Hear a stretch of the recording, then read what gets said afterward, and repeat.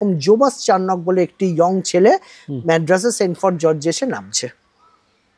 সালটা কত? 1655। 1649 লক্ষ্মীকান্ত মারা গেছেন। তারপর জোব চার্নক আসছে কলকাতাতে। তারপর একজন ব্রিটিশ যুবক এসছে, কোনো না কোনো চাকরি তো পেয়েই যাবে।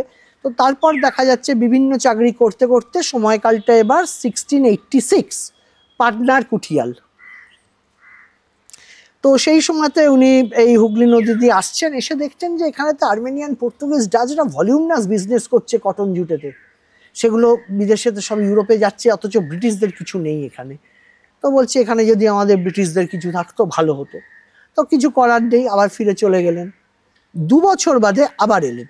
এবার এসে নোঙর করলেন, ওপাশেতে খেজুরিতে, এপাশে খিদিরপুরে কিছুক্ষণ সময় কাটিয়ে আবার ফিরে চলে গেলেন। এরপর হচ্ছে 1690 সাল, হুগলি নদীর কুঠিয়াল হয়েছেন।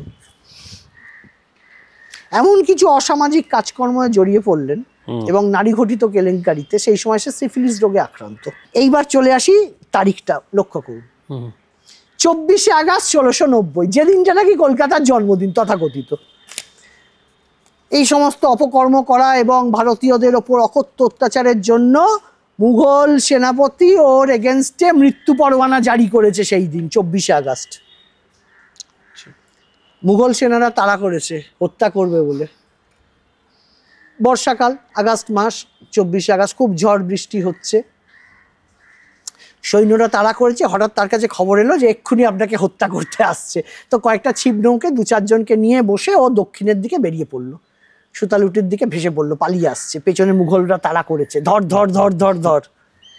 এইবার এসে ও নামলো 3:20 প্রচন্ড ঝড় জল বৃষ্টি হচ্ছে সুতালুটার ঘাটে, অর্থাৎ বাগবাজার। তাহলে এই জোব চার্নকের সঙ্গে কলকাতার কি সম্পর্ক, এই প্রশ্নটা আমি আজকে তোমার সামনে রাখছি।